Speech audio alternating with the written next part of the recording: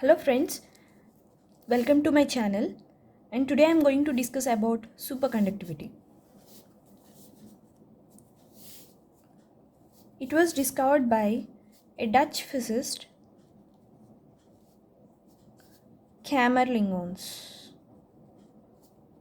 Camerlingons in 1911. What is this superconductivity?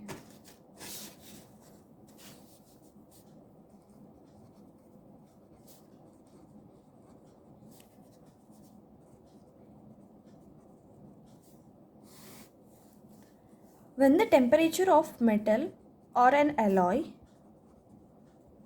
is reduced to low temperature,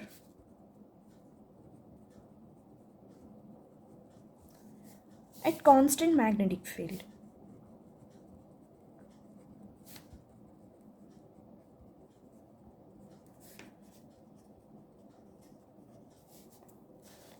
at particular temperature,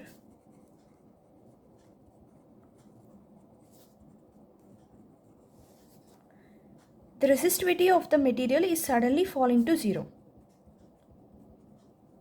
Resistivity of the material is suddenly falling to zero, and that phenomenon is called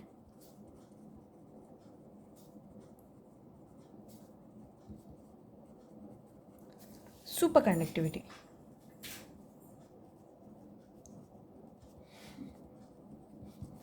And the materials showing this property they are called as superconductors.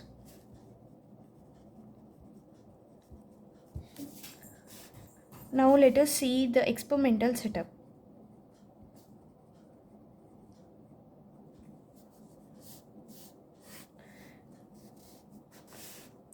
The physicist Camerlingons, he actually took the material mercury, and he suddenly started decreasing the temperature of mercury, and he observed the resistivity of the mercury also getting decreased. We always know that the resistivity of the any metal decreases with decreasing temperature. If we plot a graph with resistivity against temperature,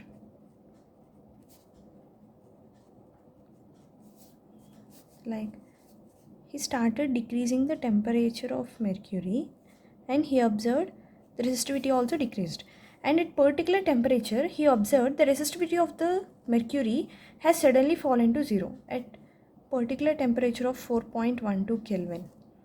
He observed the resistivity is becoming zero at this temperature, and he named this temperature as critical temperature. That means at particular temperature, the normal metals are getting converted into superconducting metals. At 4.12 Kelvin, Hg, that means mercury, converted into superconducting metal. And this property is called as superconductivity. That means at particular temperature, the resistivity is falling to zero. That means nothing but the conductivity is becoming very much high. We already know that conductivity is inverse to resistivity. If resistivity is becoming zero, then conductivity is becoming infinite. Then what about other metals? For example, he has taken many metals like tungsten, gallium, aluminium, indium, lead, niobium, and all these metals are also exhibiting superconducting property. And the transition temperature for these metals vary, and for example for tungsten it is 0.01 Kelvin, and for gallium it is 1.1 Kelvin, and aluminium 1.2 Kelvin, and indium 3.4 Kelvin, and lead it is 7.2 Kelvin, and niobium it is 9.2 Kelvin. That means below this temperature it is exhibiting superconducting property. Like here it is being in normal state, and here it is being in superconducting state. And now coming to the properties of superconductors.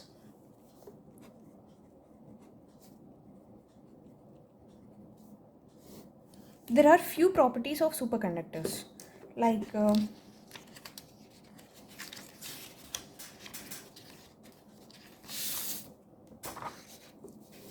we already discussed that in superconducting state resistivity is becoming zero.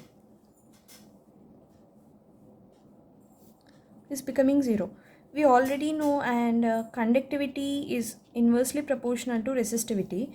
So if resistivity is becoming zero and conductivity becomes infinite, that means in superconducting state they will have infinite superconductivity.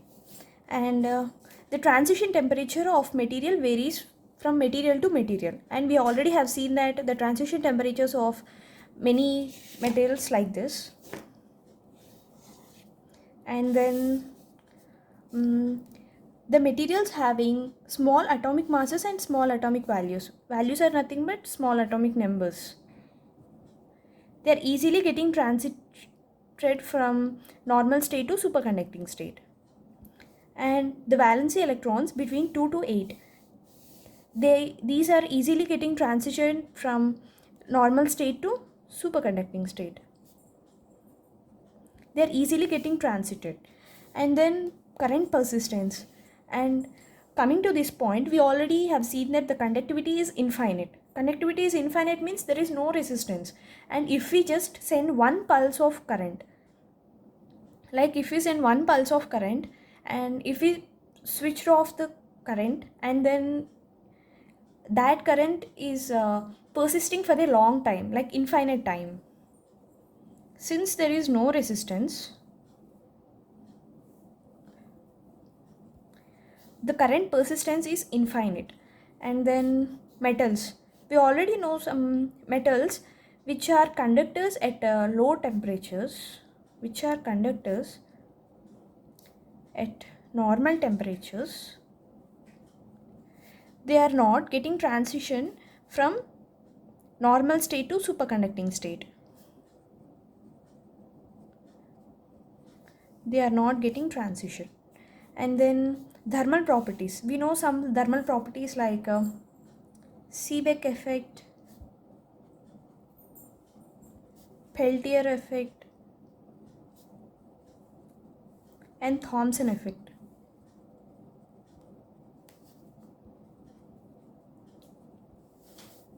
And all these properties are getting disappeared when they are getting transferred from normal state to superconducting state. All these properties are getting disappeared, and there is no change in elastic properties, and there is no change in photoelectric properties. And coming to magnetic properties, the materials, all the superconducting materials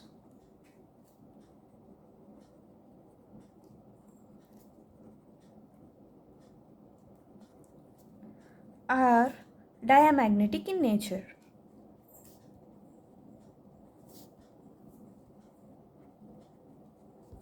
These are the few properties of superconductors.